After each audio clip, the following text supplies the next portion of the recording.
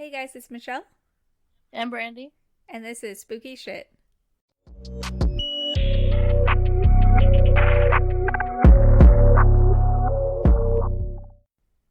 So, this week we are bringing you a socially distanced podcast again. Our episode a few weeks ago, where we joked about sitting on the same couch, taking turns taking off masks, did not age well because someone got COVID. Yeah, that someone was not me. Okay, shut the fuck up, Brandy.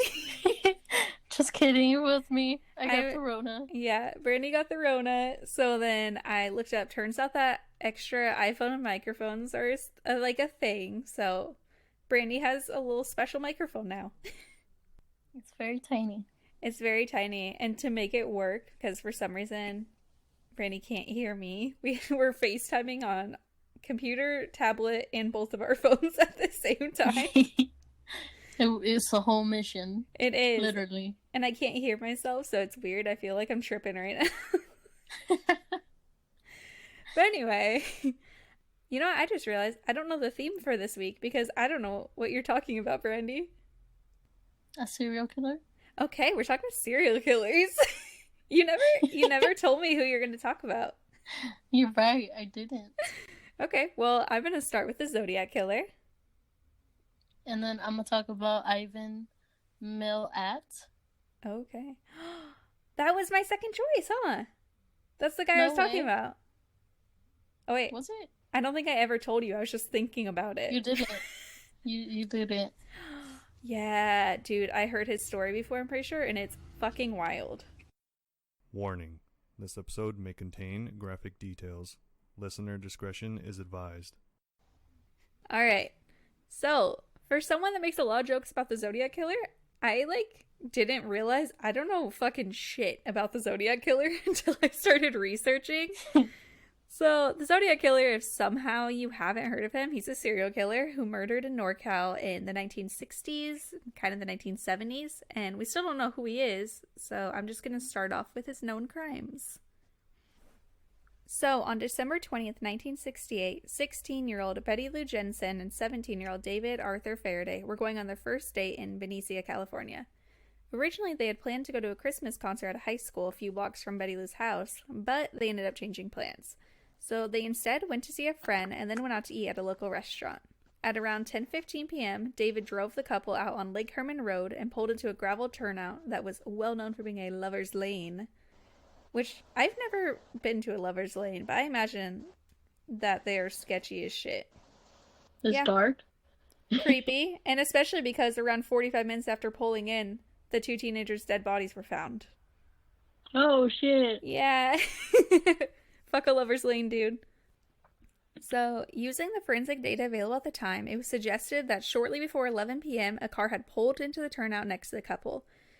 It appeared that the killer had exited his car and walked over to the teens and possibly ordered them out of their car. It was suggested that Betty Lou had left the car first, likely, but when David was only halfway out, the killer had shot him in the head and killed him.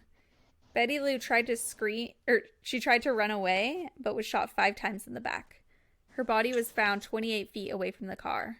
After murdering the two, the killer drove away. The murders were investigated, but no leads were found. There was some hesitation on my part while we were doing that. On July 4th, 1969, right before midnight, 22-year-old Darlene Farron and 19-year-old Michael... I don't know how to pronounce his last name. It's Mayhew or Majot? I don't know. It looks French. Wait, Mayhew sounds right. I feel like I've heard Mayhew? that before. Okay. I'll go with Mayhew. I don't know. So, I wrote down both. I also don't know how to, sound out the spelling I wrote for my second pronunciation.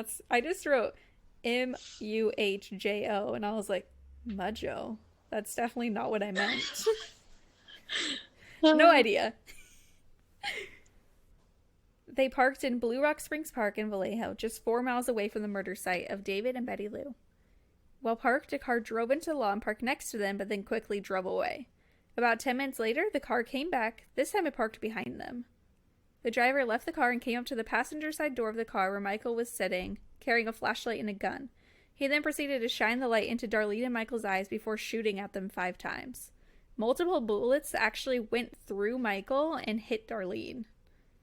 So the killer then walked away, but returned when he heard Michael's moans of pain. And he shot them each twice more before getting in his car and leaving. Damn. It's fucking brutal. So at 12:40 a.m. that night, the killer called the Vallejo Police Department to report the shooting and take credit for it. He also admitted to the murders of Betty Lou and David the year before. Police were able to trace the call to a phone booth at a gas station located just a few blocks from the police department, but they weren't able to identify the caller. First responders went to the crime scene, but unfortunately Darlene was pronounced dead at the hospital. Amazingly enough, though, Michael actually survived the attack, despite being shot in the face, the neck, and the chest. Real lucky. It wasn't his time. It was not his time, apparently.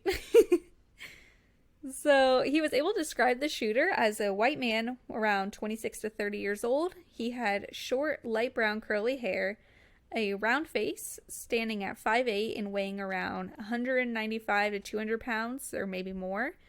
Darlene's husband was investigated, but he had an alibi at the time of the shooting. So, I watched this movie too, per my friend Sammy's request. Shout out Sammy, thank you.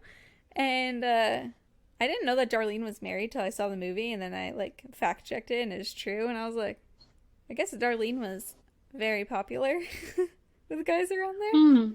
Yeah, so that's why they thought it could have been Darlene's husband, because they're like, who is this Michael dude? Damn, imagine you find out your wife died and she was with somebody else. It's brutal. And I mean, nothing I read said that they were on a date, but also it was like midnight and they were in an isolated area. When I read it said that they were there to talk. And I was like, sure. About what? What do you need to talk about at midnight in an isolated area? Talk about that dick. Okay. Moving on. On August 1st, 1969, 3 letters from the Zodiac Killer arrived at the Vallejo Times-Herald, the San Francisco Chronicle, and the San Francisco Examiner. Included in each letter was 1/3 of a cryptogram, and in case you don't know what a cryptogram is, it's basically like a puzzle that has encrypted text in it, just like a code. So in the letters, which were full of typos, they were all basically the same. The writer was admitting to the murders and including some details about them that not everyone would necessarily know. He then says that if all of the papers don't publish his cryptogram on the front page, he'll go on a killing spree and kill a dozen people. Only the Chronicle actually published a cryptogram the next day, and they did so on the 4th page, not the front. Next to it was an article where the Vallejo police chief said that they were not satisfied that the letters were from the killer and asked for another letter providing more details from the crime scenes. No killing spree occurred that weekend, and eventually all parts of the cryptogram were published. Later on, a psychiatrist who read the letter said that it was likely written by someone you would expect to be brooding and isolated. So me, I sent the letters. Hit me. On August 7th, 1969, a second letter was sent to the Examiner. This letter started with, "Dear Editor, this is the Zodiac speaking." So he actually is the one who came up with his own nickname, and it stuck, apparently. So in this letter, he includes more intimate details about the murders and says when he was on the phone calling the station, a man actually happened to walk by, which made him hang up, but then it rang again, which got the man's attention on the caller and the car. But as far as I could tell, this witness, he didn't really pay attention because he never came forward. He also describes his method of taping a small pencil flashlight to the barrel of his gun and using it instead of a gun sight to aim. He ends the letter with, "I was not happy to see that I did not get front page coverage." Included in the letter was a reference to the cryptogram from before saying, "When they do crack it, they will have me." Just one day after this letter came in, a majority of the 408 symbol cryptogram was solved by Donald and Betty Hardin of Salinas, California.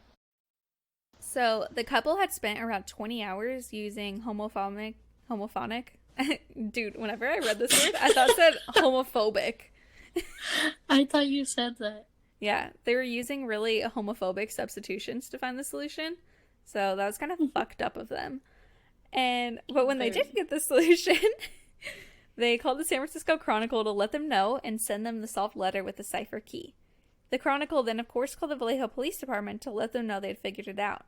FBI agents were able to crack the code themselves and agreed with the Hardins on what it translated to. So the message said, I like killing people because it is so much fun. It is more fun than killing wild game in the forest because man is the most dangerous animal of all. To kill something gives me the most thrilling experience. It is even better than getting your rocks off with a girl. The best part of it is that when I die, I will be reborn into paradise, and the I have killed will become my slaves. I will not give you my name because you will try to slow down or stop my collecting of slaves for my afterlife. And then there's just 18 random letters. So any hesitation or like weird sentences there, they were not me. He just spelled everything wrong and put in a weird order. Usually it's me, not now. So the Not this time. Not this time. I mean, next paragraph it'll be me, but not this one. So the last 18 letters were not able to be deciphered, but I was on this website called Zodiac Ciphers, and they believe it may have been a mistake by the killer when he was separating the letters for the newspapers. And they think it was actually meant to be like higher up on the page and say lone or stray people. So with this add-on, the part would read, I will be reborn in paradise and all the lone or stray people I have killed will become my slaves. Even without that added on, that's just like insanely fucking creepy, and it didn't reveal anything about the killer's identity. On September 27th, 1969, two Pacific Union college students, 20-year-old Brian Hartnell and 22-year-old Cecilia Shepard, were having a picnic at Lake Berryessa. They were in a remote area on a small island when a man walked up to them. He was white, about 5'11", weighing more than 170 pounds, with greasy, combed brown hair. He had on a black executioner-style hood with clip-on sunglasses over the eye holes and something like a bib on his chest that had a 3x3 cross-circle symbol on it. He was also carrying a gun and plastic clothesline, which he had cut beforehand. He told the couple that he was an escaped criminal from a jail that had a 2-word name in either Colorado or Montana, and that he was on the run after killing a guard and stealing a car, so now he's going to take their car and run to Mexico. So the man told Cecilia to tie up Brian before tying up Cecilia himself. He then went to check Brian's ties and tighten them, as Cecilia obviously didn't tie them that tight, which I wouldn't either, honestly. So Brian just thought that this was some like weird ass fucking robbery until the man pulled out a knife and started to stab them both. He stabbed Brian 6 times and Cecilia 10 times. He then hiked back up to the road about 500 yards away to Brian's car, on which he drew with a black felt tip pen the cross circle symbol that was on his outfit, and underneath Vallejo /12/2068/74-69 /September 27th 69 -630 / by knife. Whew, struggled there, man. But I got there. I got there in the end. Basically, just the dates that he's killed people and where. So, at 7:40 p.m., the man called the Napa County Sheriff's Office from a payphone 27 miles away and told the operator that he wished to report a murder. No, a double murder.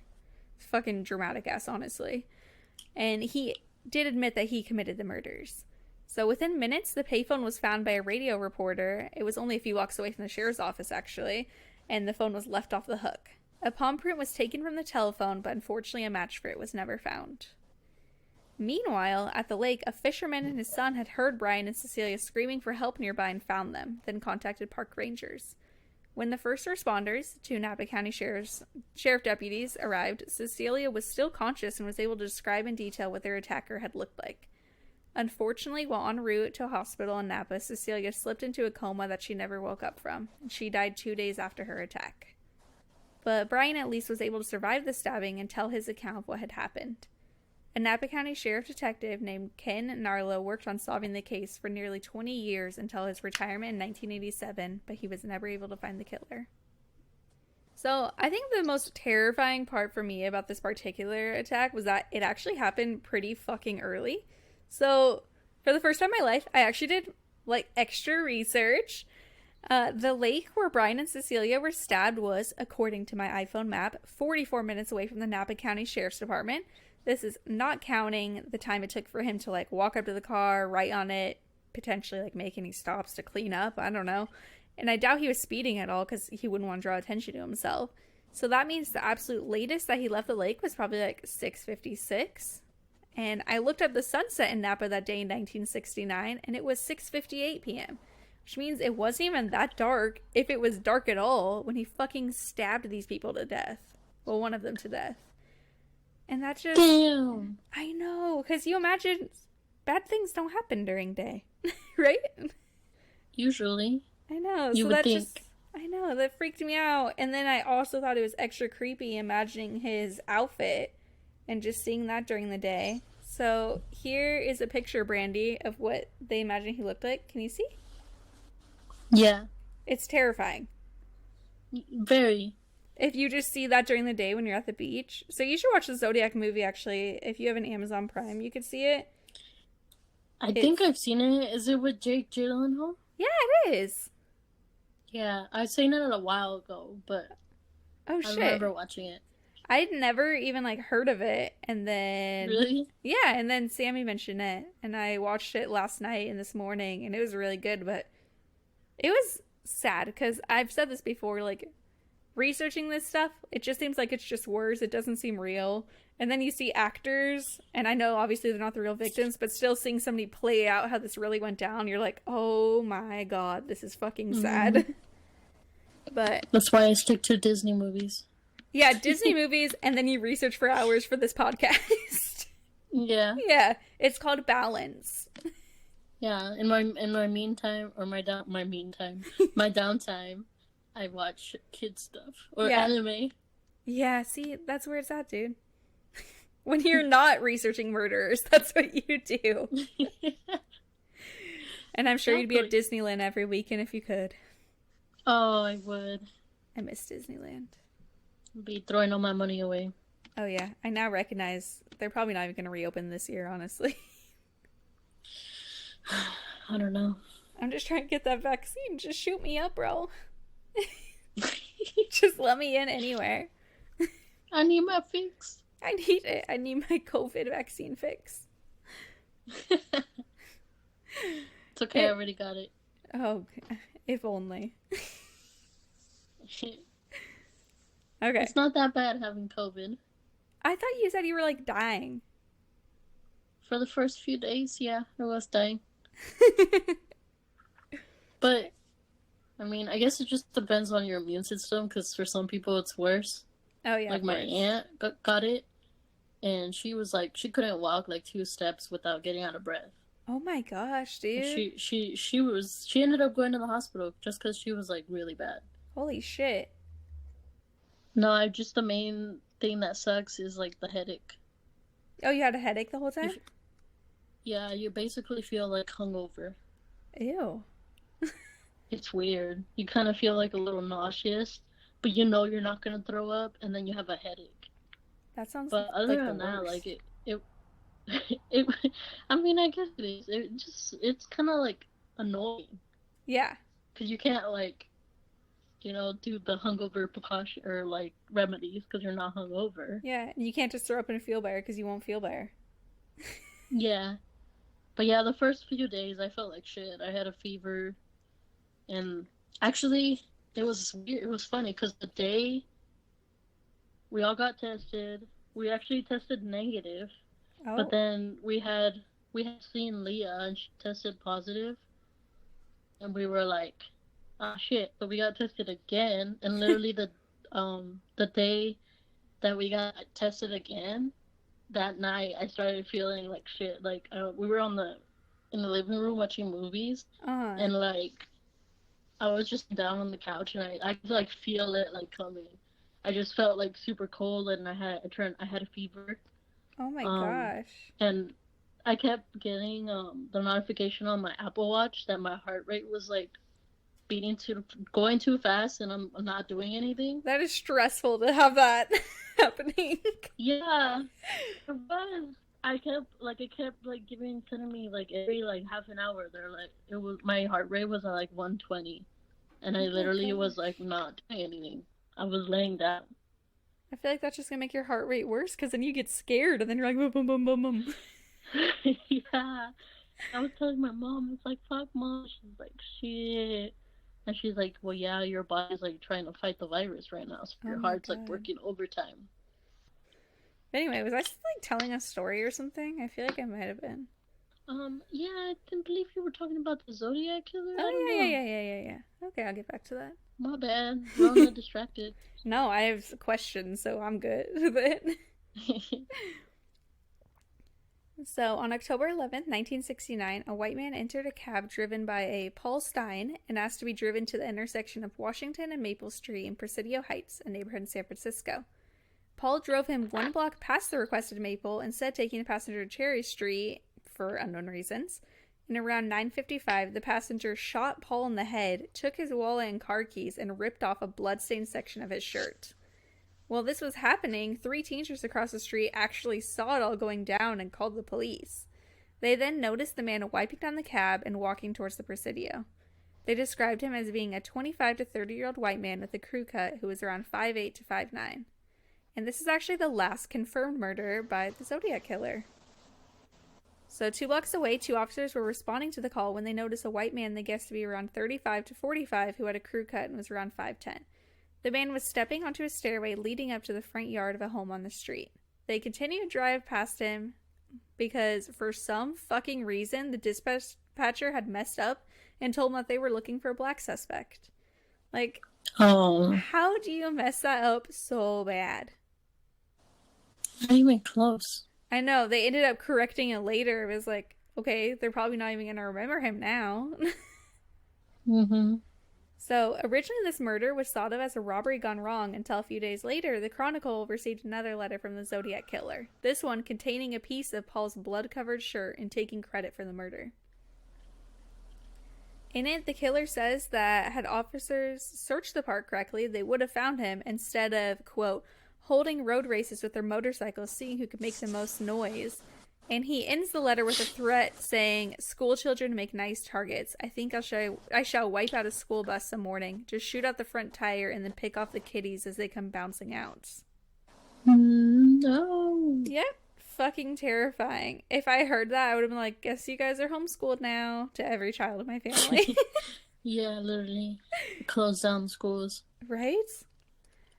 So, sketches of the killer were drawn using the help of witnesses, and the San Francisco Police Department estimated that they have investigated around 2,500 suspects of the killer over the years. On October 20th, 1969, at 2 p.m., a man called Oakland Police Department claiming to be the Zodiac killer. He demanded that one of 2 famous lawyers appear on a local talk show. One was unable to make it, but Melvin Belly did appear on the show, and eventually someone called several times saying that he was the Zodiac killer, and he said his name was Sam. He asked Melvin to meet him in Daly City, but never arrived. On November 8th, 1969, another cryptogram was sent to the Chronicle. This one came along with a short note saying, "This is the Zodiac speaking. I thought you would need a good laugh before you hear the bad news. You won't get the news for a while yet. P.S. Could you print this new cipher on your front page? I get awfully lonely when I'm ignored. So lonely I could do my thing." And on the side, written in a different pen, it said, "And I can't do a thing with it." So, his thing is murder. If that wasn't clear. He refers to it as... You got it? You got it, Brandy? Yeah, I got it. Kind of figured that out. And I was like, it's subtle, will you catch on? He frequently refers to it as his thing. So, unlike the other coded messages, the cryptogram that came along with this note took 51 years to solve. So, it was literally only solved on December 5th, 2020 by an international team who submitted their research to the FBI, which was verified. And I heard about this when it happened, and I was like, oh shit, like, I wonder what it says. And people turned into a meme. They were just saying dumb shit. But, so the note read, "I hope you're having lots of fun trying to catch me. That wasn't me on the TV show, which brings up a point about me. I am not afraid of the gas chamber because it will send me to paradise all the sooner because now I have enough slaves to work for me where everyone else has nothing when they reach paradise. So they are afraid of death. I am not afraid because I know that my new life will be an easy one in paradise death." Unfortunately, the FBI also said that this decoded message gave them no new clues to who the Zodiac killer could be. So imagine, like, that's such a fucking bummer for 50 years to be waiting to decode this, and you decode it, and he's just like, yes, paradise and my slaves, and you'll never know who I am. I'd be like, are you fucking kidding me, dude? Yeah, that would suck. Such a waste of time. On November 9th, 1969, just one day later, the Chronicle received another letter. I'm going to read you the entire beginning section of this one because I thought it was pretty spooky. This is the Zodiac speaking. Up to the end of October, I have killed 7 people. I have grown rather angry at the police for their telling lies about me, so I shall change the way the collecting of slaves. I shall no longer announce to anyone. When I commit my murders, they shall look like routine robberies, killings of anger, and a few fake accents, etc. The police shall never catch me because I have been too clever for them. 1. I look like the description passed out only when I do my thing. The rest of the time, I look entirely different. I shall not tell you what my disguise consists of when I kill. 2. As of yet, I have left no fingerprints behind. Contrary to what the police say in my killings, I wear transparent fingertip guards. All it is 2 coats of airplane cement coated on my fingertips. Quite unnoticeable and very effective. 3. My killing tools have been bought through the mail order outfits before the ban went into effect, except one, and it was bought out of the state. He then basically just talks shit about how he was hiding out in the park, but the cops didn't check thoroughly, so nobody noticed him. A couple paragraphs in, he says something interesting. He wrote that this must be printed in the paper, too. So it says, 2 cops pulled a goof about 3 minutes after I left the cab. I was walking down the hill to the park when this cop car pulled up, and one of them asked me over and asked if I saw anyone acting suspicious or strange in the last 5 to 10 minutes. And I said yes, there was this man who was running by waving a gun, and the cops peeled rubber and went around the corner as I directed them. And I disappeared into the park a block and a half away, never to be seen again. So it was actually... Damn. I know. It was actually after this that one of the officers who claimed to have seen a white man on the night of the murder actually came forward and wrote a memo explaining what happened. But he said that they didn't talk to him. So I don't know if they're lying to cover their asses or if the Zodiac Killer is just being exaggerative, which he does. It could be both. Yeah, maybe a little bit of both. So the murderer then goes on to write about a death machine he was making, which just seems like a big bomb. Along with a drawing of it. He ends the letter with, P.S. Be sure to print the part I marked out on part 3, or I shall do my thing. So he wanted them to publish about the cops talking to him. On December 20th, 1969, exactly 1 year after he murdered Betsy Lou and David on Lake Herman Road, the Zodiac Killer sent a letter to the celebrity lawyer I mentioned before, Melvin Belli. In it, he pled for his help, saying how he was afraid he was going to lose control and take his 9th and possibly 10th victim. And it mentions that for now, he isn't going along with his bomb plan as it's harder than he thought. To prove that he was the real deal, he included another piece of Paul Stein's bloodied shirt in this letter. And what's extra eerie about this letter is at the time, the Zodiac only had 7 confirmed victims. Like 5 died, 2 survived. So he just said like his 9th and 10th. So that means that there's so many that he missed. Like that the police missed up till this point, potentially. So, while the stories of confirmed cases stopped, the letters from the serial killer did not. On April 20th, 1970, he wrote again to the Chronicle saying that he now had 10 victims, even writing at the bottom, P.S. I hope you have fun trying to figure out who I killed. He also said his bomb idea was a dud, but he was working on a new one, which he drew a picture of. In this letter, he included another 13-character cryptogram, which he said contained his name, although it was never solved, and in my opinion, it probably didn't say shit. It's probably just like, Paradise Slave, it's gonna be fun. Yeah. I could see that. Oh, yeah. So, on April 28th, he sent a card to the Chronicle saying if they didn't want him to use his new bomb, they needed to tell everyone about his bus bomb idea and the details. And he requested that he would like to see some nice Zodiac buttons around town, as it would cheer him up considerably. On June 26, 1970, he sent a letter saying he was upset that nobody was wearing buttons with his circle and cross. He said he promised to punish them by blowing up a school bus, but as it was summer, he settled by just shooting a man sitting in a parked car outside. This letter included his symbol with a 12 next to it, implying he had now taken 12 lives. It also had another cryptogram at the bottom saying, the map coupled with this code will tell you where the bomb is set. You have until next fall to dig it up. And it included a map of the San Francisco Bay Area. The code was never solved and the alleged bomb was never found. So, backtracking a little bit, a sergeant by the name of Richard Radich had actually been shot a week earlier in his car at 5:25 a.m. while writing a parking ticket, and he died 15 hours later. The San Francisco Police Department denies that the Zodiac Killer was involved, and a possible suspect for the murder was never charged because there was a lack of evidence. So, could have been him, or it could have been, like I said earlier, he just likes to talk, basically. The next letter, on July 24th, he references taking a ride with a woman and her baby for a couple hours before burning her car. Months earlier, on March 22nd, 1970, a 22-year-old woman who was 7 months pregnant named Kathleen Johns was driving with her 10-month-old daughter when a car rolled behind her and began to honk and flash its headlights. She pulled over, and the man did as well and came up to her explain that her right wheel was wobbling, but he could fix it for her. After finishing up, he drove off, but when Kathleen attempted to pull out, her wheel fell off, basically. The man came back and asked if he could give her a ride to the gas station for help, and she agreed. During their ride, they drove past several gas stations, but he made no attempts to stop. Anytime Kathleen would ask him about it, he would change the subject. Vroom, vroom. Damn. Sorry, I have my window open. I was gonna say, it sounds like my apartment. Oh, it might be. It could have been both. Right.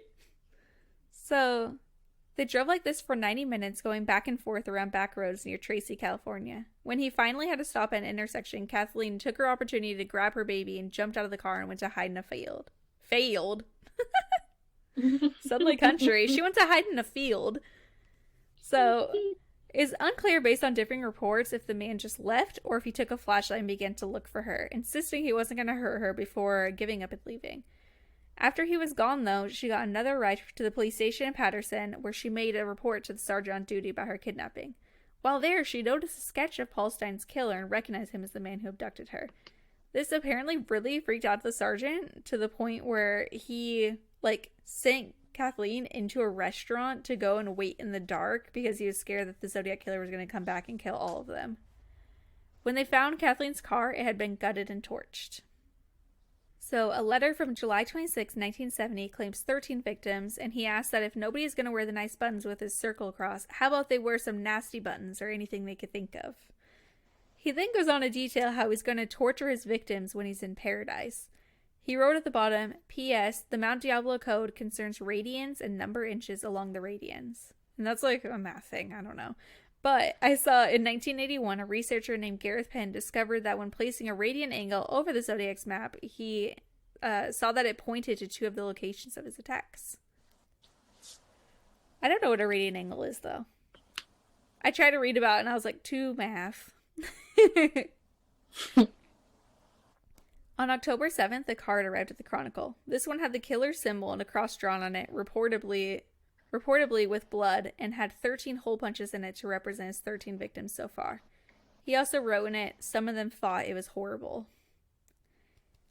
On October 27th, a Halloween card from the Zodiac Killer was sent to a Chronicle reporter named Paul Avery, who had been covering the case. In the card, it seemed to list his mean of killing with by fire, by knife, by gun, by rope. This was obviously worrisome because by now there had been no deaths attributed to him using fire or rope. He also wrote, Peekaboo, you are doomed. This threat was definitely taken seriously, and Paul actually began to carry a gun afterwards. There was a front page story on this card in the Chronicle the next day, and I thought this was funny. His colleagues made tons of buttons that said, I am not Paul Avery, that everyone on the Chronicle staff began to wear, including Paul Avery. That's funny. It was so fucking funny. Because I saw that in the movie, and I was like, there's no way that's real. And I looked it up, and I was like, oh my god, it was real.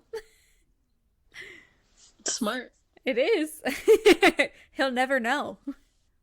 So, not long after this, Paul received an anonymous letter pointing out similarities between the Zodiac Killer's activities and the murder of a woman named Sherry or Cherie. They kept saying Sherry in the movie, but it's spelled like Cherie, so I'll just go Sherry. Sherry Jo Bates, who was murdered 4 years before. On November 16, 1970, he reported on this in the Chronicle as well. So, let me tell you guys a little bit about the murder of Sherry Jo Bates. Sherry was an 18-year-old student at Riverside Community College who had been in the school library until closing at around 9 p.m. on October 30th, 1966. Some witnesses later said they heard screaming there at around 10:30. The next morning, her body was found not too far from the library in an isolated location. She had been beaten, stabbed, and nearly decapitated by a slashing wound. It was found that the wires in her Volkswagen distributor cap had been pulled out, so it's theorized that the killer had messed with her car, waiting for her to drain the battery by trying to start it, then offered her a ride before killing her. A student said they had seen Sherry's car driving the direction of the library at around 6:10, closely followed by a bronze 1965 or 1966 model Oldsmobile. Another student said that she had seen a man about 19 to 20 years old, around 5'11", lurking around the street from Sherry's car, and staring at it in the night of the murder. She said she didn't know him, but she passed, they exchanged brief pleasantries. Sherry was actually pretty athletic, so she was able to put up a fight, and she had her killer's hair and skin under her nails. And she even was able to tear off his watch, which was found 10 feet away from her, along with a footprint that belonged to a shoe exclusively sold in military outlets. Palm and fingerprints were also found inside her car. Despite what seems like good evidence, her killer has still never been found. A month after Sherry's murder, the Riverside police and local newspaper received a letter from somebody confessing to her murder and describing in detail, warning that she is not the first and she will not be the last. For this letter, it's disputed if it was actually her killer who sent it or just like a super fucked up hoax. But a few months after her murder, a poem about killing someone was found carved at the bottom of a desk that had been in the Riverside College library. It's not confirmed, but many people assume that this was written by the Zodiac killer. On April 30th, 1967, Sherry's dad, the police department, and the newspaper all received similar letters saying Bates had to die and there will be more. At the bottom of the letter, or of two of the letters, there's a symbol that looked to be the letter Z. On March 13th, 1971, around 5 months after Paul Avery's article possibly linking the Zodiac killer to Sherry Bates, the LA Times received a letter. In it, the Zodiac killer says, I do have to give them credit for stumbling across my Riverside activity, but they are only finding the easy ones. There are a hell of a lot more down there. He also includes a symbol with a 17 next to it, so saying he's killed over 17 people now. Paul Avery and the Riverside police don't think the Zodiac was involved in Sherry's murder, but they do admit that he may have written some of the letters to falsely claim credit for it. On March 22nd, 1971, a postcard to the Paul Avery Chronicle claimed responsibility for the disappearance of a woman named Donna Lass in Lake Tahoe. Donna Lass went missing on September 6, 1970. She was a nurse at the Sahara Tahoe Hotel and Casino, and on the day of her disappearance worked until 2 p.m. Later that day, her boss and her landlord both got calls from an unknown man saying that she had a family emergency and had left town. She was never seen again, and her body has still not been found. On November 13, 1972, the Vallejo Times-Herald ran a story about two more possible victims of the Zodiac killer, 18-year-old Robert Domingos and 17-year-old Linda Edwards, who had been murdered on June 4, 1963. The two, who were actually engaged, had been skipping school as part of a senior skip day, but rather than go hang out with other students, they decided to go hang out on an isolated beach instead. Also, I read it and I was like, how fucking 1960s is it for two teenagers to already be engaged when they're still in school? I just thought that was really funny. That's still not a thing? No. Yeah, I was like, wait, you and Alaris? We were 18. 18? Were you still in school? We got together. Oh, Yeah. I thought you meant when you got in engaged. College. Oh, okay. No. You guys were friends in high school though, right? Literally like the end of senior year. Oh, shit. Okay. I didn't know that. Mm-hmm. I literally met her. Well, I guess it was my senior year. I met her in, I think, November of 2014.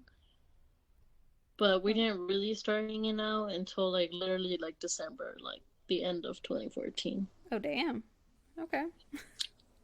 Well, anyway, that threw me off.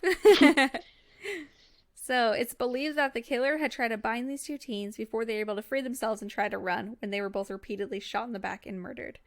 He dragged both of their bodies to a small nearby shack that he tried but failed to burn to the ground. Their bodies were found the next morning. Another couple some people online think could have been the victims of the Zodiac killer were 35-year-old Enidine Molina and 37-year-old Fermin Rodriguez. The two were parked in a secluded area when it appears that someone ordered them out of their car and murdered Fermin before abducting Enidine. He then drove her a few miles out before he either made her get out or she potentially tried to run. Regardless, the killer seems to have run after her and shot her in the back, killing her. Upon investigation, it was discovered that in the weeks prior to the murders, the two of them seemed to have been followed by the same man and been receiving phone calls from someone who never spoke, only breathed heavily into the phone. These calls continued to harass their families even after they were killed. There were some suspects, including Enidine's ex-husband and a potential stalker she had, but this case still remains unsolved. This one I actually strongly believe could be the Zodiac Killer, as this is like almost identical to the attack at Lake Berryessa years before, or years after actually. This one would have been first. So, 24-year-old John Franklin Hood and his fiancée, 20-year-old Sandra Garcia, were enjoying an evening at a beach in Santa Barbara on February 21st, 1970, when they were attacked. A man attacked them with a 4-inch knife and stabbed them both to death. Their case still remains unsolved and does bear similarity to other Zodiac killings. In the early mornings of July 5th, 1970, 3 young men, 17-year-old Thomas Victor Dolan, 19-year-old Thomas Hayes, and 19-year-old Homer Clyde Chadwick were sleeping on the beach in Santa Barbara after hitchhiking over from San Francisco. In the middle of the night, the 3 of them were attacked and hacked, which I'm assuming means like a knife. They were hacked to death. 2 of the boys died, but Thomas Hayes was somehow able to survive. No arrests were made in connection to this attack. And another possible victim of the serial killer is Betsy Artsma, who Brandy actually talks about in our 50th episode. So go listen to that, guys. But basically, she was stabbed in the chest at a school library. It's a fucking crazy case. I would suggest you just go listen to it. Another letter from the Zodiac Killer arrived, but not till a few years later on January 29th, 1974. In this one, he praises the movie The Exorcist as being the best satirical comedy he had ever seen. He also writes, Me 37, San Francisco Police Department 0. Though more letters were received through the years, this is the last one that many people consider to genuinely be from the killer himself. There are tons of possible suspects, and some ideas seem credible, but others not so much. And there are even those who think that he wasn't a serial killer at all, and that a person was just writing letters pretending he had committed these murders when he wasn't involved. Which I don't see, because there's like a Zodiac sign on one of these people's cars, so at least one. So I'm going to tell you guys about one suspect, because he seemed to be one of the main ones, and he had a whole section on Wikipedia, so I was like, whoa, he's a big deal. Just a little bit. Just a little. So Arthur Lee Allen, he went by the name Lee, had been in the Navy but was discharged. He also worked as a school teacher until he was fired for sexual misconduct allegations. He was questioned by the police in 1969 about being involved with the Zodiac Killer, and again in 1971 after someone had tipped the police off about him, saying that Lee would talk about wanting to kill people and using a flashlight on his gun to aim it, exactly the ways the serial killer did. Allen wore a Zodiac brand watch, which could have inspired the name the killer eventually gave himself, and the circle cross symbol I kept mentioning earlier just so happens to be the same symbol that the watch brand used. And if that is why, that is the most uncreative thing in the world. So, he owned guns of the same caliber that the Zodiac Killer used, and even told police about bloody knives he had in his car that he said were used to kill chickens. In an interview with the police, he said he had been in the area of Lake Berryessa scuba diving when Brian and Cecilia were attacked. And he has been described as being fixated on young children and angry at women, and reportedly never had a girlfriend or wife in his whole life. So, this one is a farther stretch, but apparently Lee was ambidextrous. Some people do theorize he could have written the Zodiac letters with his other, not usual hand. Lee was investigated again in 1991 after an informant said he had bragged to him about killing a cab driver. That same year, Michael Mayhew, or whatever I decided to call him, he had been like the guy earlier that survived being shot by the Zodiac Killer. He was interviewed again, and this time he was shown a photo lineup and asked to identify who shot him. And he identified Arthur Lee Allen. When asked why he never identified him before, he was told that the police had never shown him a picture of Lee before. But according to police, they consider his identification to be weak. Probably because it was 20 years old at that point, honestly. So, while this all seems like super good evidence against Lee, there's some things that point to him not being the killer. Namely, his fingerprints not matching those found in Paul Stein's cab, his palm print not matching the one on Zodiac Killer's letter, and his DNA not matching the partial DNA profile they had taken from saliva on the letters. There were also 2 searches done in his home, but nothing there to incriminate him. His handwriting from both hands was also not a match, and he didn't match the descriptions witnesses had given of the Zodiac. I read a quote that summed up Lee perfectly, and it said, "Allen seems like a good suspect as long as you only get the information from people who think he's guilty." So, he did do a lot of shady shit, but maybe not murder. Or what if he did the murdering, but somebody else did the writing? Oh my god. I didn't think about that. You've taken us down a dark path, Brandy. So, as of now, the Zodiac Killer case is still open in Napa County and in Riverside. In 2018, the Vallejo Police Department expressed interest in using DNA from the back of the stamps on the Zodiac layers to hopefully collect and compare it using genetic genealogy, similarly to how it was used to catch the Golden State Killer. And if you guys want to hear more about that, I actually talked about it in our episode that I mentioned before, 50th episode, America's Sweatheart. So, anyway, to date, there have been no updates on matches found from those DNA samples. And I think the only possible way we'll ever get answers about if he was the murderer or not, or if he wasn't, like who the murderer was and why he stopped, is if they're able to find a match through genealogy DNA. But for now, we're just gonna have to wait. And whenever you're ready, Brandy, it's your time to shine. No. No. And if anyone has any complaints about how Brandy sounds, just be grateful it doesn't sound how it sounded in March last time we did this. Oof, that was horrible. That was so bad, and we did like multiple episodes. We don't talk about that time. That didn't happen. Just kidding. It didn't happen. If you don't talk about it, it didn't happen. Exactly. Alright. So start? Yeah. Wait, let me make sure I'm Okay. recording. I'm pretty sure I am. Okay, I was just double checking. I am recording. Imagine. That would be so fucked up. I wouldn't even finish tonight. I'd be like, Brandy, I'll call you tomorrow. Be like, fuck, dude, I gotta repeat my whole story. Yeah, no. I would need a day to recover and like practice in the mirror because I fucked it up. I was struggling. I could not do that again. Oh, dude, that'd be rough. Yeah, no. So, now I'm gonna talk about Ivan. I found out that a lot of people actually mispronounce his last name. Because the way it's spelled, it's Milat. Yeah. I guess a lot of people say Milat. Mm-hmm. But I guess it came out that you actually pronounce it Milat. Really? Like kind of like with the E pronunciation. Yeah. Yeah, That's I was kind weird. of like, oh shit. So I was like, oh, let me make sure I note that. I thought it was gonna be fancy. You're like Malay or some shit. Well, he's actually from Croatian descent. His dad was Oh. from Croatia. Okay, sick. Or Croatia. Yeah. Croatia. It sounds extra Fucking up, fancy.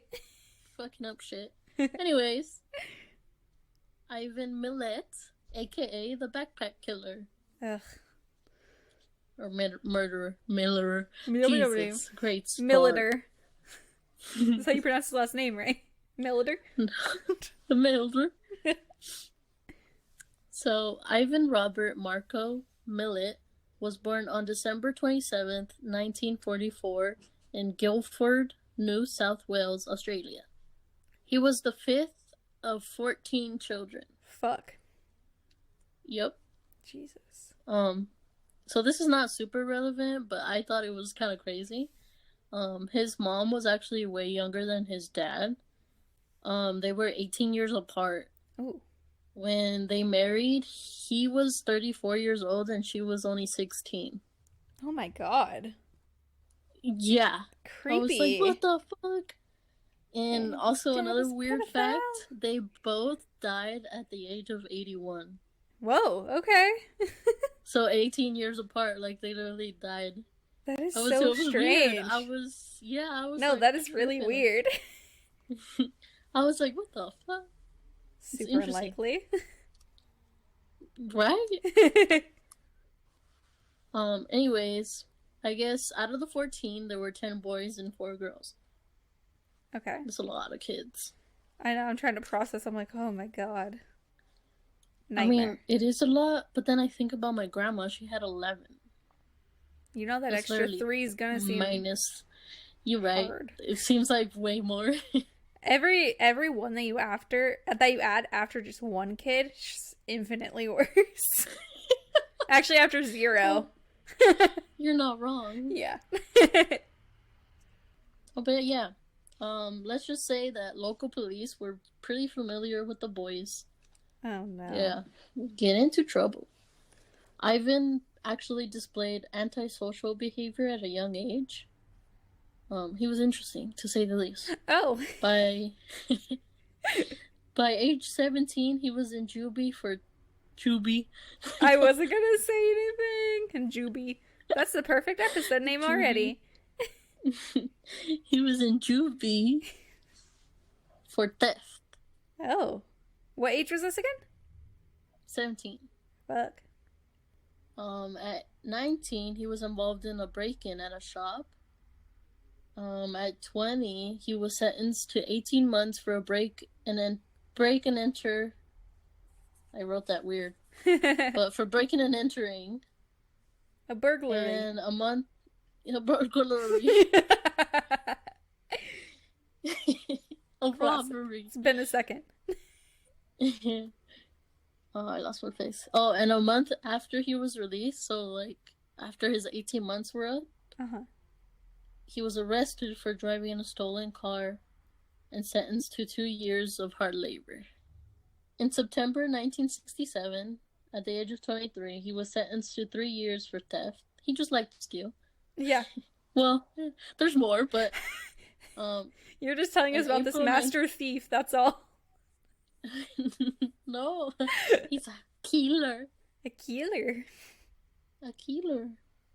In April 1971, he's 27, he was charged with the abduction of 2 18-year-old hitchhikers and the rape of 1. Oh, suddenly a awful fucking turn. Oh, fuck. While waiting trial, he was involved in a string of robberies with some of his brothers. He then faked his suicide and fled to New Zealand for a year. He was rearrested in 1974 for the charges, but he won at trial with the help of his family's lawyer, John Marsden. Did his family, have money? Yeah, they did. I forgot what his dad did, but, they were pretty okay. Oh. Especially when they were older, they all had, their own homes. Whoa. I'll get more into it, but his lawyer, John Marsden, was freaking vicious. Oh, so no. it turns out that this lawyer was, back then, he was closeted gay man, and he went to a gay bar and saw the 2, hitchhikers that were basically the victims. Mm-hmm. He saw them there, and basically in court, the next day or whenever it happened, he outed them in court as lesbians, and basically relied on the jury's prejudice. Blah, blah, blah. How do you say that? You gotta say homophobia. Yeah, that. Yeah. To attack their credibility. Oh my god, that's really sad.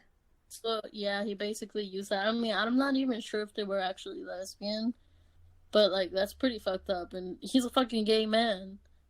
Dang, that's fucked up. No solidarity here in the LGBT community. Mm-hmm. That's sad. I actually read that a little bit before he died, he was invited by another lawyer to be on the defense team of Saddam Hussein. Oh my god, this guy's wild. I was like, okay, this guy is definitely something else. In my story, because I mentioned the 2 famous lawyers, I don't remember which one, but one of them was on O.J. Simpson's defense. Oh, wow. Later on, and I was like, oh, damn, guys. So, starting in 1975, he worked on and off for the Roads and Traffic Authority all over the state, which that was basically a government agency that was in charge of maintenance of all major roads and programs, and road reconstruction, construction, upgrading, and rerouting. Boring. It is boring. Yeah, I was kind of I've boring. never heard of this job. I haven't either, and I don't want to. Did you know we have something similar here? No, I did not. I Googled it because I was curious. I was like, is this a thing? And it is. I already forgot what it's called, but it was called something like Federal Highway or something like that. I guess it makes sense. It just sounds like a real boring job. It does. So in 1975, the same year when he started working as like a truck driver and like he was just bouncing back and forth, odd Yeah. jobs. He was 31. He met a 16-year-old who was pregnant by his cousin. Oh. They got married Ew. in 1983, making him a stepfather to his nephew. What the fuck? Yeah, fucking wild. I was like, what the fuck?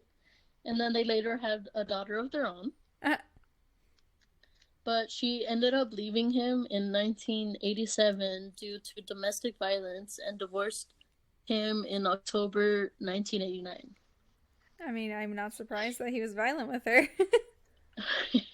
Yeah, I mean, it's just a little side note. That's weird. That sounds like a fuck? reality TV show. Alright, now to the murders. Oh no. So, all the murders occurred in the time span of 4 years from 1989 to 1993. Well, at least the confirmed ones. They all occurred in the, I'm gonna butcher this so bad, the Bel Angelo State Forest area. I think that's right, Belangolo. I think so. Sounds legit. Yeah, we'll roll with it. Yeah. The Belangolo, Belango. I don't know about that. I'm just gonna say Belangolo. Just say Belangolo. You could even just say the National Forest or whatever. The State Forest. Oh, State Forest. The State Forest is a total of about 3,800 hectares, which is equal to about 9,390 acres. Holy shit. Which is equal to about 38 million meters. Oh my god. I couldn't find it in feet, but it was huge. But it's a big boy. To say the least. It was a big boy. How many of my apartments would fit in this forest? How At least 5. 5 what? Acres? No, at least 5 of my apartments would fit in it. Oh, well, yeah. See, I'm not wrong. You're not. Technically. So there are a total of 7 victims who were all reported missing but weren't found until way after and not in the order they disappeared. Oh. Interesting, huh? Yeah. So the first and second victim were Devra Everest and James Gibson. They were a young couple from Frankston, Melbourne. They were both 19 years old and went missing on December 30th, 1989. They were headed to a cotton fest, which is some kind of festival. And okay. I think it kind of reminded me of Coachella because you like go and camp. Oh, okay. Not that I've ever been, but you know. It's like their just Woodstock. Like that idea. Yeah. Yeah. That's what it sounds like. So the third victim was Simone Schmidl. She was a 21-year-old from Germany who went missing on January 20th, 1991, after leaving Sydney for Melbourne. I forgot to mention that, I mean, you know, back then, hitchhiking. Hitchhiking? Hitchhiking was very common. So common. You know, to get from point A to point B. Like, yeah. It was normalized. You know what I mean? It never should have been. I know. But he's called the backpack murder because most of these people that disappeared were all, like, basically backpacking. Like, they were all hitchhiking. They all had, like, their stuff because they were all, like, some of them were, like, tourists. Huh. Sorry. Some were, like, tourists. Some of them were, like, trying to get to a festival. You know what I mean? They just had, like, their backpacks. They're all just young and want to go on an adventure. Yeah, basically. That's so sad. I know every time you say their ages, you don't know it's because you're reading, I frown. Yeah, but I mean, it's sad. It's so sad. They were really young. Ugh. So the fourth and fifth victims were Gabor Neubauer He was 21. And Anja Habshid, she was 20. Where were they from? They were... I was about to get there. Oh, sorry. They were a young German couple who disappeared on December 26, 1991, after leaving King's Cross Hostel. Basically, they were just leaving a hostel to go to somewhere else, to Mildura, which is another place in Australia. Yeah, whenever you said their names, I was like, German? But Brandy's making it sound really not German? It sounds about right. Yeah. Where's Leah when you need her? Right. The 6th and 7th victims were Caroline Clark, 21, and Joanne Walters, 22. They were British backpackers who were last seen at King's Cross on April 18th, 1992. Oof. So on September 19th, 1992, 2 runners discovered a concealed corpse, and obviously they went back to report it, and the following day, police discovered a second body, 30 meters, aka 98 feet Thank you. from the first. Oh. Yeah, I had to do a lot of conversions. The bodies turned out to be Caroline and Joanne, identified via dental records. Oh. So they were like the last victims. That's crazy that they were the first victims. found. Yeah, I was like, what? A search of the area failed to uncover any other missing backpackers.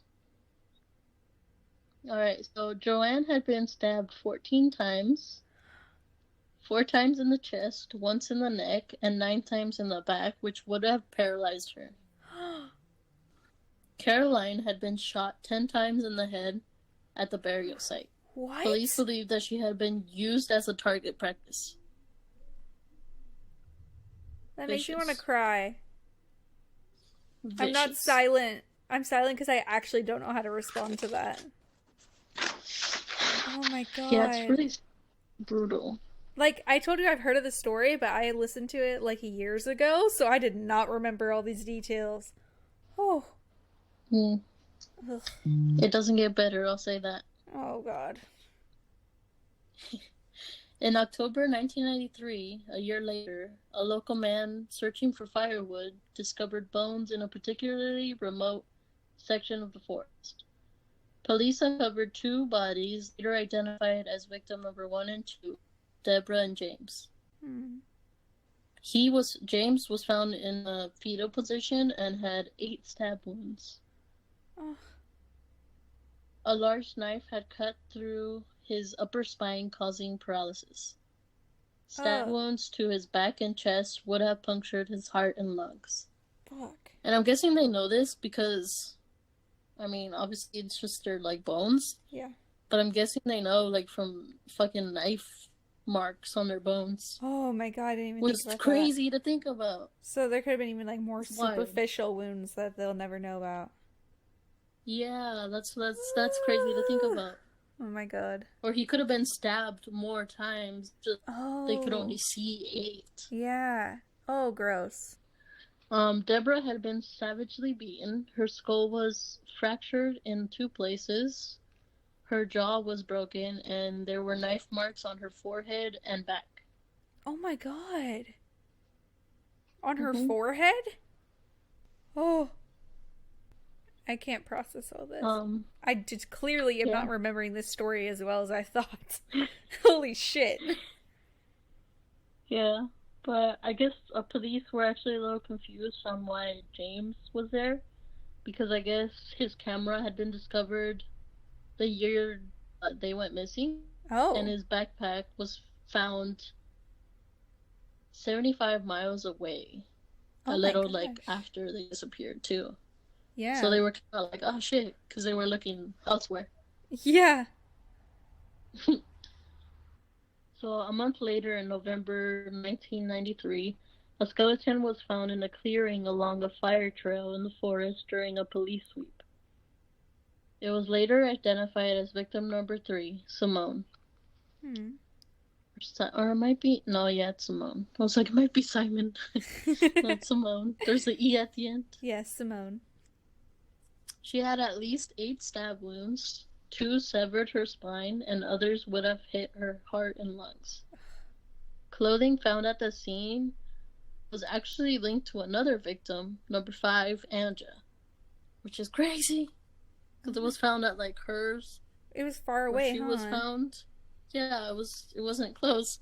But Angel's body, along with Gabor, were found 3 days later in shallow graves. They were 50 meters, aka 160 feet apart.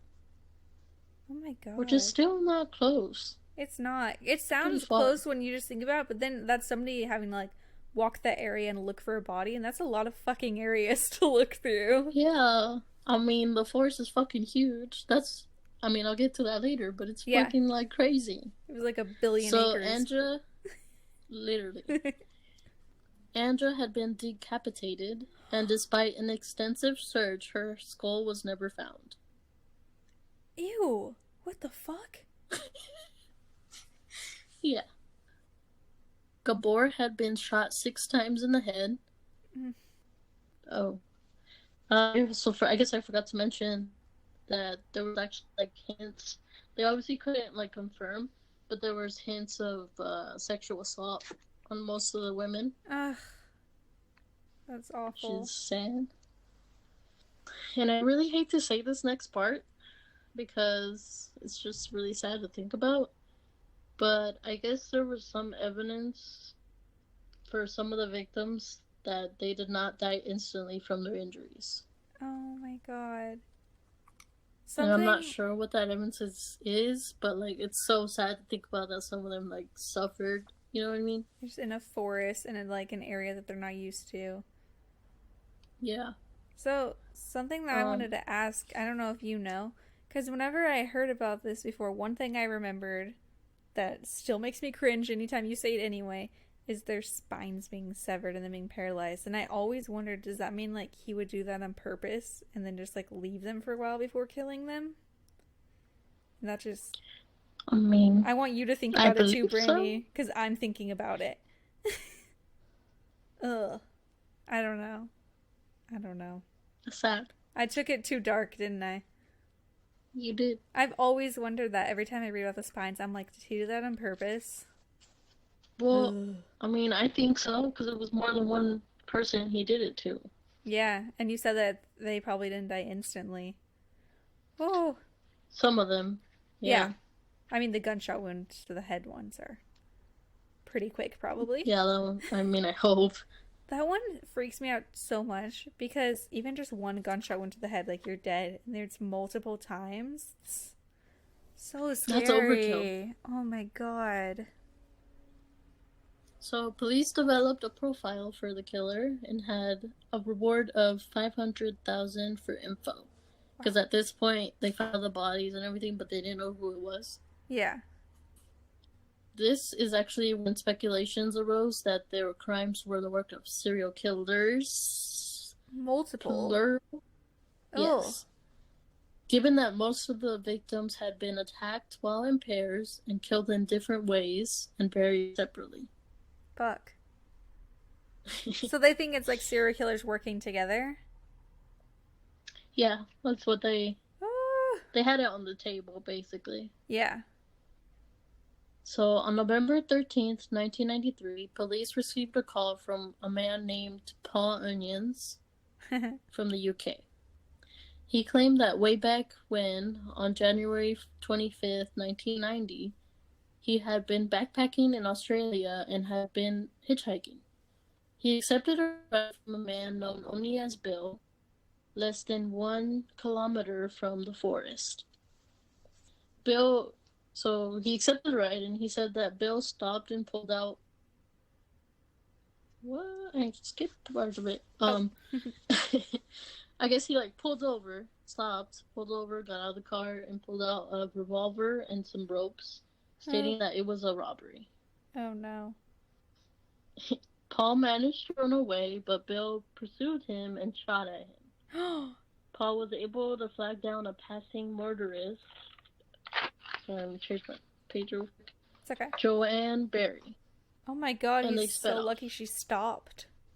Right?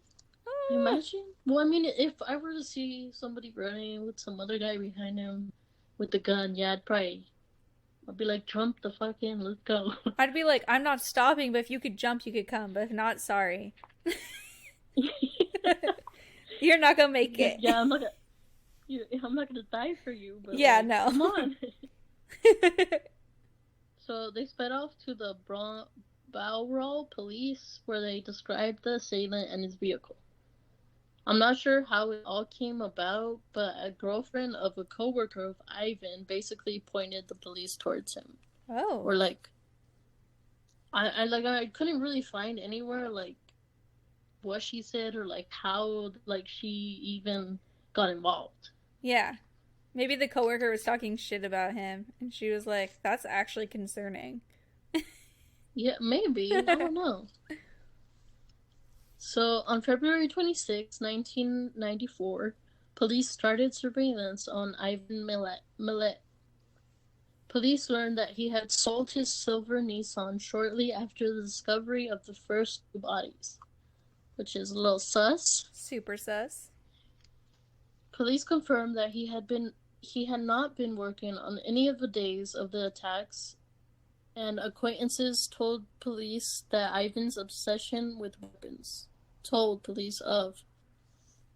Okay. I guess he would brag about all his weapons, and he was actually into hunting. Like, he was in that scene all the time, basically. Into death. Basically. When the connection between the Belongo murders and Paul's experience... Oh, I didn't... What the fuck, bro? You could start that sentence over. I'm just gonna say they basically connected the murderers to Paul's experience. Like, they just thought they were linked. Mm-hmm. So Paul actually flew out to help and ended up identifying Ivan as the man that he knew as Bill. Holy shit. Yeah. I wrote it's a fun fact, but it's not that fun. So Ivan had a brother named Bill, and I guess it was common for him to use his identity for work and like vehicle registrations. What the fuck? Yeah, it's kind of like random. That's I was so like, what random. the fuck? Okay. On May 22nd, 1994, Ivan was arrested at his home on robbery and weapon charges related to Paul's attack. 50 police officers surrounded his home to arrest him, and then after they arrested him, they searched the house and revealed various weapons, including a .22 caliber rifle, parts of another rifle that matched the type used in the murders. They found a pistol and a Bowie knife, which is a pretty big ass like hunting knife. Ew. Like, that shit's huge. I looked up pictures. Yeah. And it's like huge. It's damage, which I'm guessing that's the kind of knife he used. Ew. Probably. To murder. Yeah, to murder. To murder. But police also uncovered items belonging to several of the victims. Whoa. And while they searched his home, they also sent more teams to search the homes of his mom and 5 of his brothers. Wow. So they were just kind of sus of all of the family. Especially you said that they thought it could be 2 serial killers. Yeah. But during those searches, they found more items belonging to the victims. Oh, shit. Yep. They also found a bunch of camping gear. Did I mention that? I think I didn't. No. That near the burial sites, or where they found bodies, they also found campsites nearby too. Oh, Ivan had camped out there after killing them? Yeah, or before. But during while they searched the houses, they also found a lot of camping gear and stuff. Uh-huh. Yeah. Ew. So, initially they arrested him for Paul's attack. They hadn't officially linked him to the other 7 murders until May 31st. Yeah. And he was charged with their murders. And I guess he fired his usual lawyer, John Marsden, Oh, and he sought legal aid. why? Yeah, I was kind of like, why? I don't know. He didn't say why. He probably could have actually But- fucking helped him. But meanwhile, two of his brothers, Richard and Walter, were actually tried in relation to weapons, drugs, and stolen items. Oh, wow. So they were like being tried at the same time, or like right after they charged him with the 7 murders, his brothers were like getting tried for drugs and weapons and stuff like that. Oh, shit. Yeah.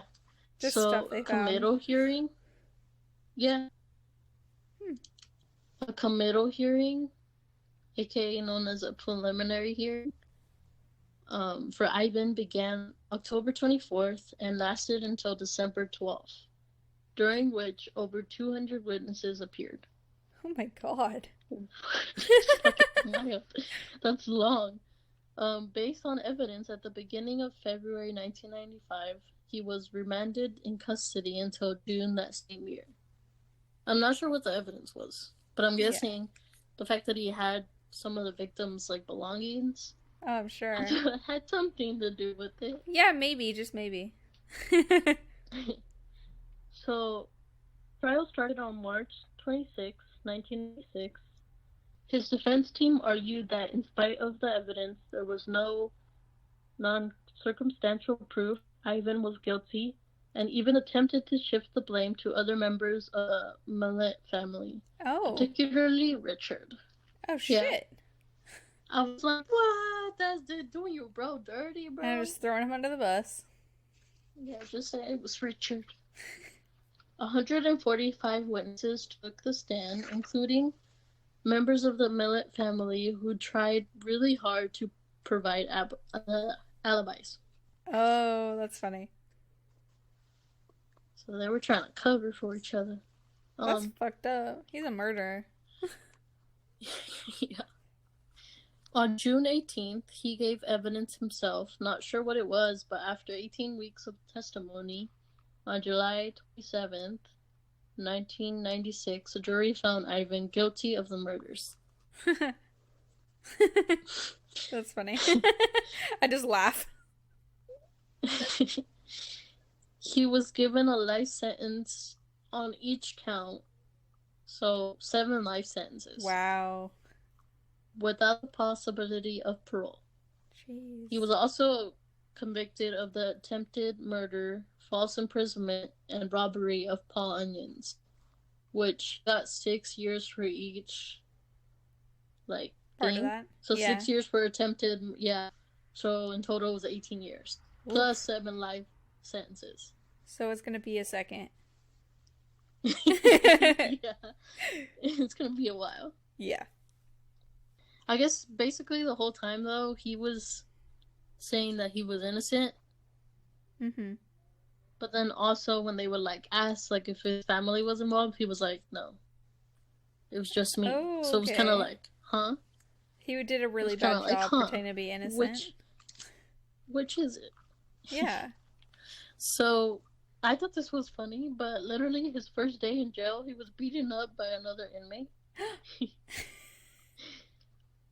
About a little less than a year later, in May 1997, he attempted to escape along with the former Sydney councillor, George Savas. I Oh think my that's his name. gosh. But the plan obviously failed, and this part was interesting. George was found hanged in his cell the next day. Whoa. So, like, after they unsuccessfully tried to escape, George was found, like, he committed suicide. So they say. That's the Which guy he sketchy. tried to escape with? Yeah. Oh, sure. I'm like, that's interesting. That is. I mean, maybe he was so upset about not being able to, or he got murdered. Yeah, I mean, it could be either or. I'm not sure. So, shortly after his escape attempt, he was transferred to a maximum security section in Goulburn, New South Wales. Then in November 1997, it's actually around the time I was born, Oh. he made his first attempt to appeal his conviction. which obviously was denied. No. He tried a total of 5 times throughout 1997 to 2011. Um, he tried in 97 that first time, in 04, 05, 06, and then the last in 2011. Dude, no, you're a serial killer. Yeah, it was interesting. I'll get to more things he did. So, I don't know, it's just a little side note, but I guess in 06, he was given a toaster and a TV, like, to have in his cell, and I guess it caused, like, a public outcry. People were like, what the fuck, no? I don't know, I just thought it was funny. That is really funny. But I keep saying he was wild and interesting, which, like, he was. So, I'll get to it. Okay. On January 26, 2009, he cut off his finger with a plastic knife. Which, side note, how the fuck do you do that? Dude, so much willpower. Like, fuck. Holy shit. Anyways, but he cut off his finger with the intention of mailing it to the High Court of Australia to force an appeal. What? They're just gonna be like, we don't care. Okay, cool, finger. Go get your finger sewn back on, you fucking weirdo. Oh, that reminds me, another side note. I just saw the Don't Fuck with Cats on Netflix. Oh. Have you seen it? Yes. About Luke, what's his name? Magnotta? Something like that. That story's crazy. If you guys don't know what we're talking about, we'll talk about it soon, don't worry. That story is fucking wild. Very. Anyways, he was taken to the hospital but returned the very next day because doctors decided surgery was not possible. I'm pretty sure he, like, mutilated his damn finger. To the point, like, they can't even put it back on. Ew. So, in 2001, he swallowed razor blades, staples, and other metal objects in an attempt to kill himself. Holy shit. Yeah. It's not your normal suicide attempt. Oh my god. In May 2011, he literally went on a 9-day hunger strike where he lost 225 kilograms, which is 55 pounds. Jesus. And in an unsuccessful attempt to be given a PlayStation. To be given a what? A PlayStation? A PlayStation. Oh my god. I was like, am I mishearing you? I was like, are you serious, dude? And they're like, bro, just eat your fucking mashed potatoes. Shut up. And in May 2019, I think he was hit with some karma. He was diagnosed with Esophagus? throat cancer. Yeah, that one. Ugh. Could call it throat cancer. Even though it's not really your throat. Close enough. It's the whole tube from your stomach to your mouth. Much worse. Yeah, a little bit. So, symptoms often include difficulty swallowing, weight loss, and other symptoms may include pain when swallowing, a hoarse voice, enlarged lymph nodes, a dry cough, and possible coughing up or vomiting blood. Oh. Which sounds pretty painful. Yeah, it sounds super gnarly. Leading up to August 2019, he lost 20 kilos, which is equal to 44 pounds. Fuck. So in the matter of a few weeks, he lost 44 pounds because of his cancer. He had a high temperature, and basically his health was declining.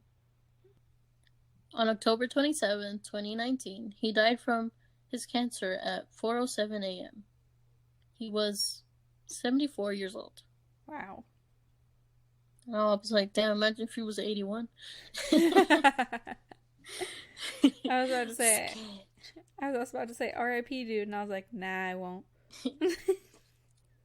Prior to his death, he actually wrote a letter to his family requesting that the government pay for his funeral, which was obviously denied. guy's wild. But I guess he ended up being cremated, and his body was... he was cremated, and they reimbursed costs to be paid from his prison account. Oh. What did they do with his So ashes? I guess they, like... Oh, sorry. I don't know. Might talk about that next week. Yeah. He denied... I already said that, but he basically denied any theories that his family was involved. He was like, nope. He even, he was on a televised interview, and he said, like, no, they weren't involved. I don't know if I believe it. But yeah, police maintain that Ivan could have been involved in more attacks or murders. There are about 3 victims they suspect he killed. Like, their cases are still open because they're, like, pretty sure it was him. Like, they're actually, like, linked to him, but they can't confirm or deny because he's not alive anymore. And they can't find the bodies. Yeah. Fuck. They're still gone. And actually, his old lawyer, John Marsden, claimed on his deathbed in 2005 that he regretted basically helping them get out of that first time he was tried and arrested. Yep. Or arrested and tried. And he claims that Ivan had been assisted by his sister, Shirley Shore, in the killings of the 2 British backpackers. Whoa. Yeah, And no I'm one like, was that's even a checking pretty- the sisters' houses, huh? I mean, there was only 4 of them. I know. This is a weird instance of sexism where they're like, she couldn't have helped be a serial killer. Of course, you already know it would be like that. Yeah.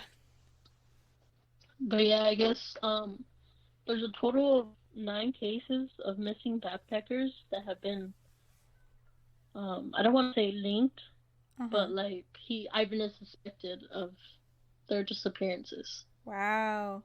Holy shit. Which is crazy. It's literally like a lot of people. Yeah, that's sad. That's a lot of people. Almost 20 people, and I feel like there might be more.